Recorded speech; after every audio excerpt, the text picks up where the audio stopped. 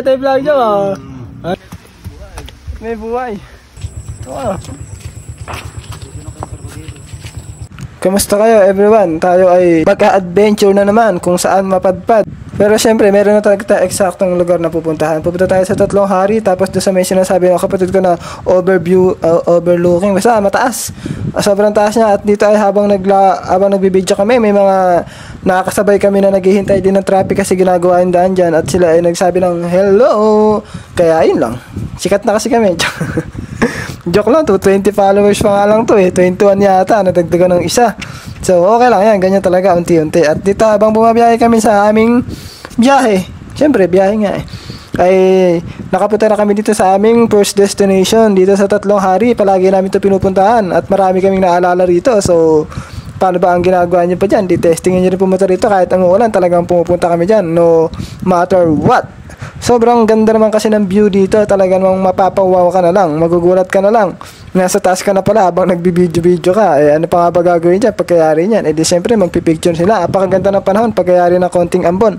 Pagkatapos naman namin magpicture-picture dyan, eh ano pa ba gagawin? Di siyempre magkakape na kami. Nagkakape kami dito at may tinapay kaming baon. At siyempre kanya-kanya silang video. Dito kasi sa vlog na to, kahit sino kasama ko, basta maganda yung clip mo, sigurado pasok sa vlog yan. Kita mo naman yung itsura ng bata na yan, no?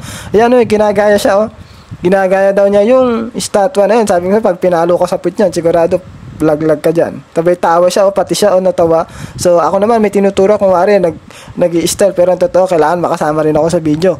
Siyempre ako nga bida rito eh, tapos ako pa hindi nakikita, dugi.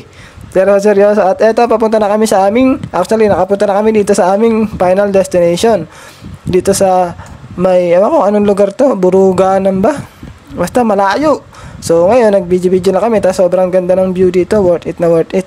At meron tayo isasama dito pagdating ng panahon, makikita nyo naman yan sa vlog. At dahil syempre nag-video muna tayo dito, tapos meron ding mga ibang nagpupunta, sinasadya rin talaga niya para makita nila yung overviewing na yan.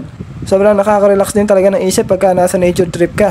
Kaya testingin nyo rin minsan, lalo na pag marami kayong iniisip at mga problema. O kahit na wala, mas masaya kahit wala kayong problema, testing na kayo.